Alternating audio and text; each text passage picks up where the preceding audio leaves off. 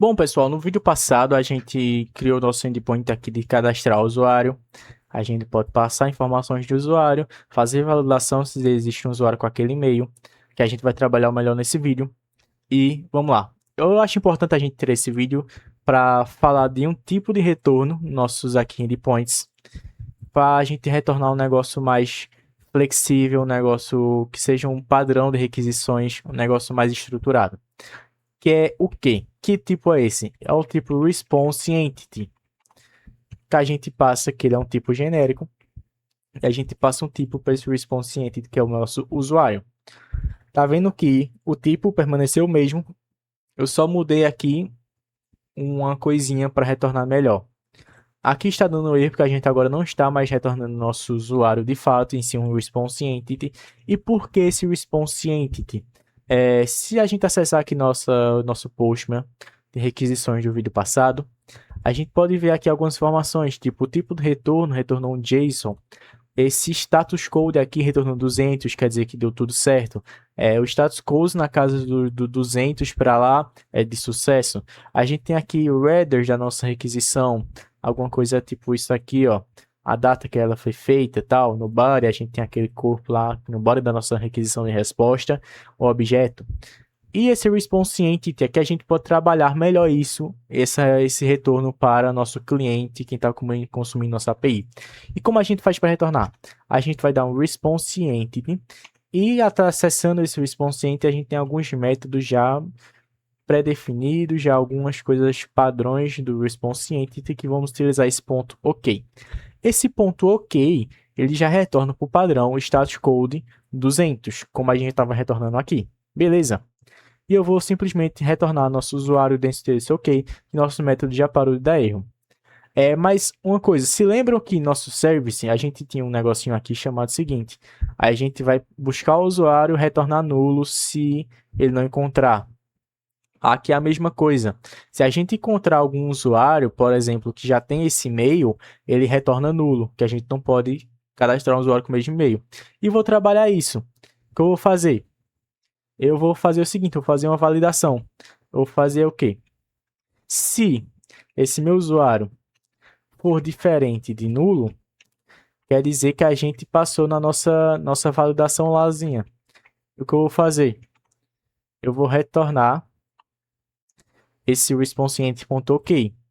Se esse for nulo, quer dizer que a gente não encontrou um usuário com esse ID. O que eu vou fazer? Eu vou dar um return responseEntity. Beleza. Tá dando um errozinho aqui. Dar um responseEnt ponto. E agora eu posso passar um negócio melhor. Tipo um status. Eu posso passar um status diferente. E como eu faço isso? Eu acesso o nosso tipo HTTP status. Esse tipo aqui é HTTP status. E através dele eu posso passar alguns outros tipos de requisições. Por exemplo, eu vou dar aqui um not found, que é o que? Não encontrado. E a gente pode passar tipo o seguinte, para a gente não retornar o nosso usuário, que a gente não vai retornar nada, no caso, a gente pode dar um ponto build, que ele vai só construir sem nenhum corpo. E pronto, a gente construiu nossa validaçãozinha aqui. Eu vou fazer a mesma coisa com isso, essa mesma lógica aqui no nosso post, beleza? Eu vou retornar um tipo response entity do nosso usuário, beleza? E agora eu vou fazer o seguinte, se o meu novo usuário for diferente de nulo, quer dizer que a gente criou e salvou no banco. Eu vou dar um return response entity ponto, e agora a gente vai passar outro status. A gente não vai retornar 200 para o padrão.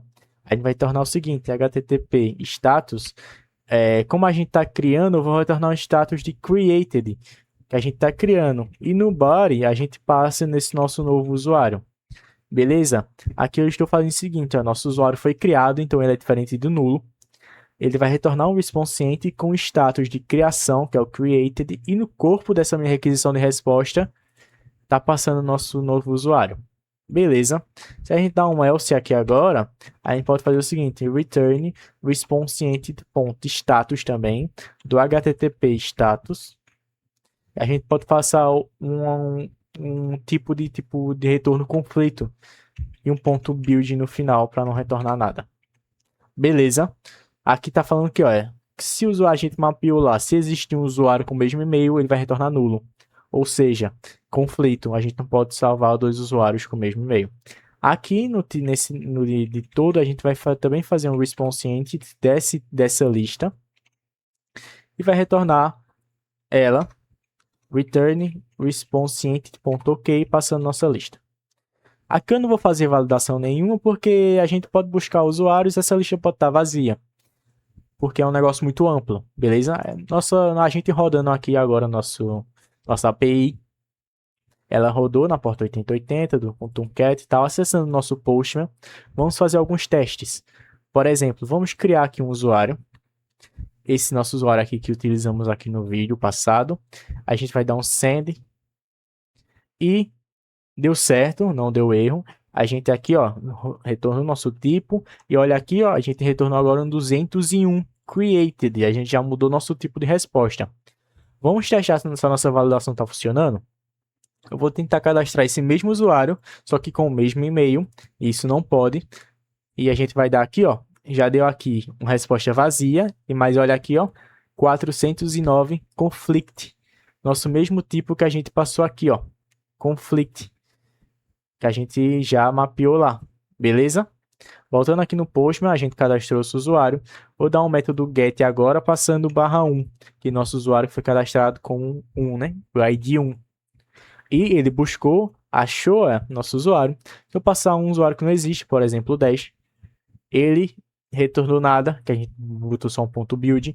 Mas olha aqui, ó, 404 not found, não encontrado. A gente já melhorou o nosso tipo de resposta. Para vocês entenderem isso aqui melhor, eu aconselho vocês a estudar mais sobre status code nas requisições, que a gente vai trabalhar muito em cima disso. Muitas coisas a gente vai ter que manipular esse tipo de status de retorno, porque quem vai consumir nossa API, nosso cliente, pode ser um front-end ou até mesmo outro servidor.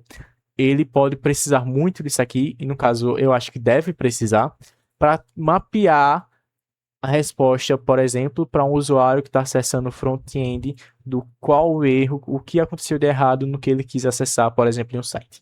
Beleza? Então é isso, pessoal. No próximo vídeo vamos dar continuidade aqui ao nosso CRUD. E acho que ficou bem claro esse tipo de resposta response entity, para que ele é usado, como ele serve.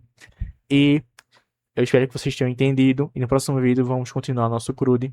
E é isso. Até o próximo vídeo.